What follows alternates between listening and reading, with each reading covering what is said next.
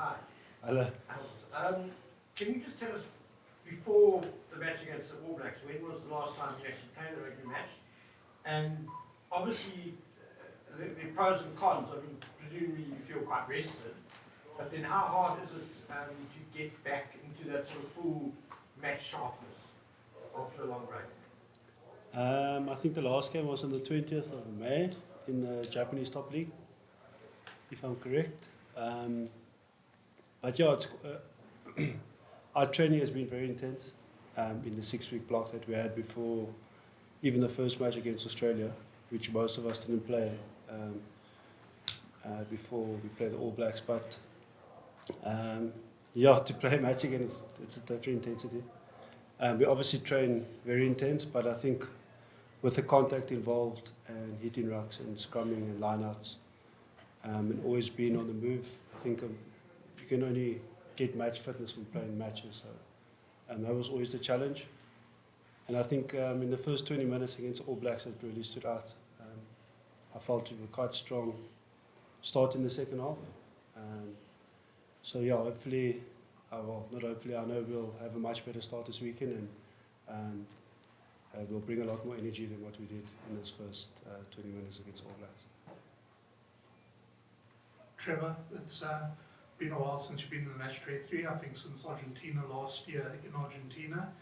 Stoked to be back in the mix and fired up to get on the park this weekend.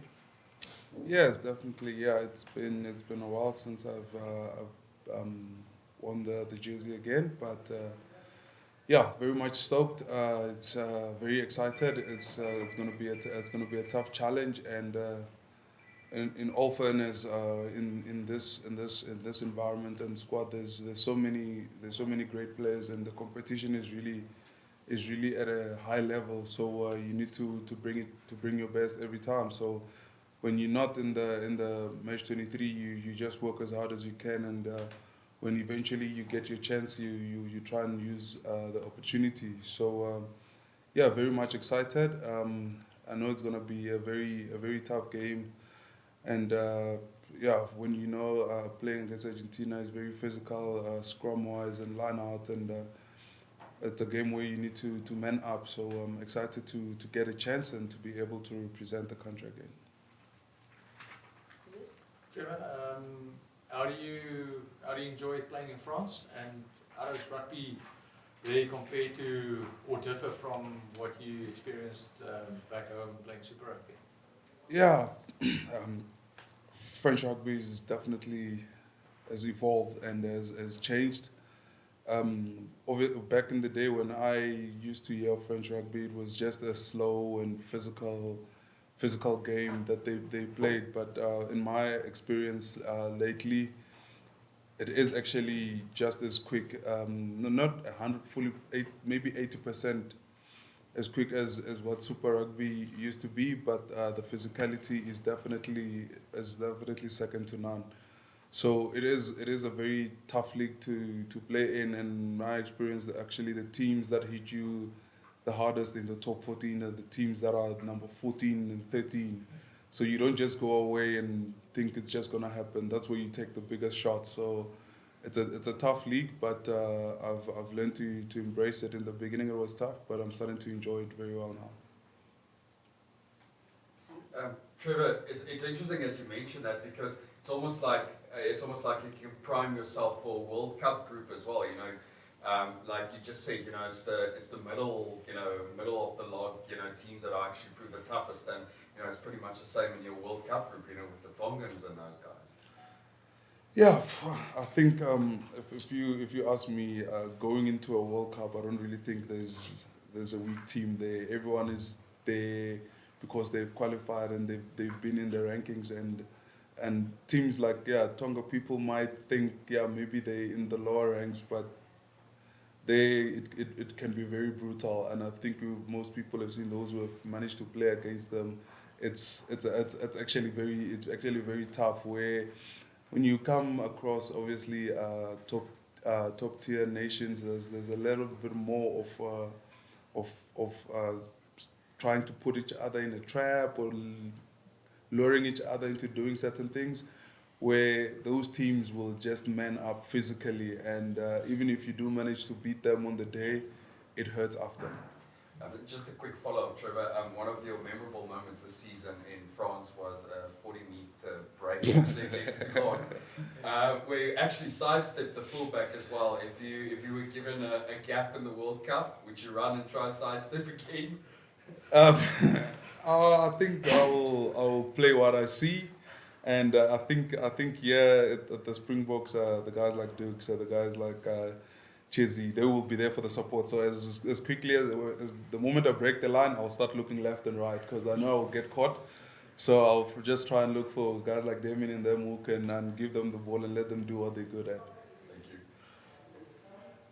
Thank you. Damian, you mentioned how tough it is, having to come in sort of cold after not playing for quite a while, getting match fitness. Has it also been tough with sort of the way the squad has changed match to match so far in giving guys game time and all that, and playing with different guys around you each game? Has that also been a bit of a tough adjustment to get used to going into games? For me personally, no. I think a lot of us have been playing together for us as a group now with Coach Jacques and Coach Rossi and Stoker and Felix that came in 2019. We've been together for a good 5-6 years almost, roughly.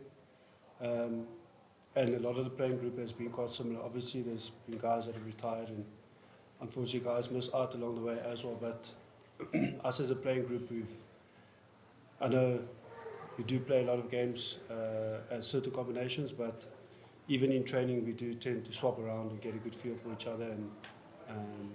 And I think that goes a long way in training. So when we get to a game, we know we're comfortable and we know what works best for the guy inside and outside you.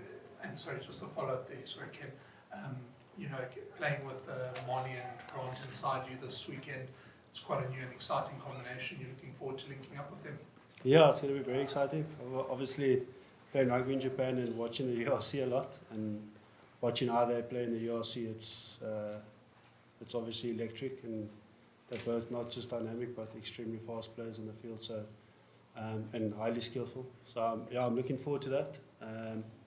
I can't wait for the challenge. I can't wait to feel the game, how the game will be with them taking control of things. So I think it's going to be very exciting, and I think they're also both looking forward to the challenge, and I'm sure they will stick both hands up and have outstanding performance. Marvin, there's quite a lot of competition amongst the locks at the moment, especially with the introduction of Jean playing. What do you do this weekend to ensure your position is secured for a World Cup selection? Of course, firstly, 100% a lot of competition, which I think is good for any rugby team.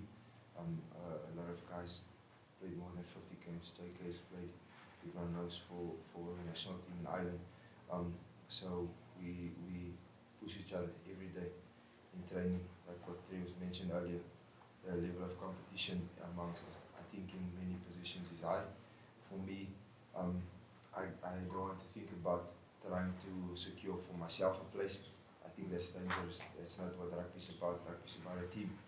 I have to do my job in the team to make the team to be better, to improve the level of the team. I have to try to do that, and of course, we do that in training with the other second rows as well. Marvin, the Argentina locks, Lavanini, Alemano, they're pretty feisty characters. Are those the sort of guys you enjoy most playing against? Those are sort of the test matches you revel in? Yeah, of course. They like with the coaches have been preparing for us. We try to always to understand the opposition, and we've come to the same conclusion about Thomas. I played when I was playing Super Rugby against him a couple of times. It's likewise with Alemano and Petty. I think Petty's injured at the moment, but tough guys. Like what you mentioned, feisty. They don't back off, and I think we sort of revel in those contests as well. We like to compete every day, and the training is competition, and of course we can't be too feisty in trainings. it's about the match. So yeah, everyone's excited about it, man. Trevor, we asked JC last week as well. You also didn't feature in one of the 2 previous tests this season. Are you desperate to put in a strong performance on Saturday? Yeah, I personally think everyone who gets the opportunity to wear the green and gold obviously wants to put up their hand and do what's best and have a great performance. Because like we said, the competition is high in the team, which is very healthy. And like I think Marvin mentioned it, it's not just about me and me having a great performance, but fulfilling a role in the team and make sure that the machine that we're working with is well oiled and functioning in the right way. So yes, obviously as a player you would like to go onto the field every day and put out a great performance, but with that being said, is you need to find a place in the team where you fit in, where you can contribute what you're good at and what you can give and offer to the team to make the team better. So yeah, excited for the opportunity and really wanna go out there and express myself and enjoy myself. But yet I'm with 14 other guys on the field who we're trying to achieve the same goal. And at the end of the day, it's not just about Trevor, it's about the whole team. So looking forward to the challenge. Not going to be easy, but it's these kind of games that you get excited about and want to go out there and express yourself.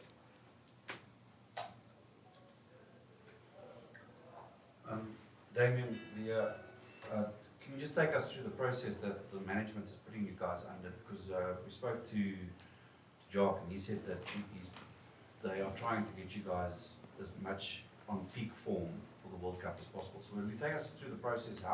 How is the management managing that process, and what are you guys actually doing to be sure that you are at peak performance and peak form for that first game against Scotland, with these warm-up games and the last Argentinian game now coming up in mind? Well, training-wise, I think we put each other under a lot of pressure. I know we put each other under a lot of pressure. I know us as the backline, we're quite lucky. Just to be running all day and we get to look across the field and see how the forwards are getting stuck into each other in the Mawson scrum. So I know how hard they work. I know how hard our backs work on getting our detail right and staying on tip-top shape. But yeah, like I said, it's mostly you can train for a year and not play rugby, but the only way you can get that much fitness is by playing consistently. And there will be guys missing out this weekend, like we know, and there will be guys missing out next weekend, but it's just to try and find the balance of getting everyone enough minutes so that when we do get started at the World Cup, that we can fire not just as individuals, but as a whole squad. Damian, I think when a lot of Springbok fans think about the centre pairing, they think of you and Nyakane, but I mean, you actually established yourself as an international player, and JC himself, you two were actually also very, consistent pairing, in terms of playing games together initially and stuff. So how lucky do you feel to have almost like 2 partners in crime that you trust? I've been incredibly lucky. But yeah, I'm looking forward to the challenge, whether I play with Jesse or Lukey, or if I had to play at 13 and Andre had to play at 12. I think the 4 of us, the way we put each other under pressure at training, the way we teach each other, the way we learn from each other, I think it goes a long way. And I'm happy for Jesse. Obviously, he was unlucky not to be up for selection against Australia with that red card incident, but he's been doing very well at training, like Nyakane and like Andre have as well. So I know he's ready to go. I know I'm ready to go, and I know the other 13 guys are also ready to go. And we're all looking forward to the challenge on Saturday. Marvin, playing alongside Ian, that must be a great moment for you. Very experienced player, 112 caps this weekend, and he captained the team against the All Blacks in very difficult circumstances 2 weeks ago. So, does it give you a sense of confidence and calmness playing alongside a man like that, and does it help you a lot when you're on the field? 100%. For me, I'm incredibly inspired by a guy like him and for what he's done for South Africa, or what he's done in South African rugby over the last, I don't know how many years, caps, over 110 caps. Yeah, he's an inspirational guy for myself and for the team, hence the captaincy, and hence he's a big leader in the team. And yeah, I think for what he helps for me also in the match is the calmness. I'm sure if you can, some people probably when there's a bit of a scuffle, he doesn't look calm, but in other stuff, he's incredibly calm, and I guess it comes with experience. He's done it for over so many matches, and maybe sometimes there's a bit of pressure or iciness, and he just brings a like calmness, and of course it helps for me as well. Marvin, you know Ellis Park very well, and you've played some very big matches there. What is it about Ellis Park that is an ally to the Springboks? What makes Ellis Park special? Yeah, well, I think probably the obvious one is what happened in '95 with the World Cup. That is what he's done not only for rugby but for the countries. It was incredible, and I think for me, I almost perceive Ellis Park to be the home of the Springboks. You know, in most countries they usually have one stadium where the national team plays all the time. Of course, in South Africa there's many good stadiums, but Ellis Park, it always has that feeling of, you know, it's the home of the national team, and to have been there also with Lions, I think altitude is a big thing, of course, for opposition, and luckily for us, we've been training up here for a couple of weeks, and hopefully we can take advantage of that. Is that the big difference for the opposition? I'm not sure. I think we'll have to ask him, but yeah, of course, it just feels like the home of the Springboks, and it's an inspirational stadium for us. Any Afrikaans questions for Marvin, guys? Okay, one more English, yeah. Trevor, just quickly, what are you expecting from Argentina, the Argentinian pack on Saturday? Yeah. They're always physical, and you know they get stuck in. Is there a change in the approach that you guys have put? Maybe seen against Australia? Yeah, I think when, like as you just said, when it comes to Argentina, you know it's going to be hard on bone, and it's going to be a tough challenge.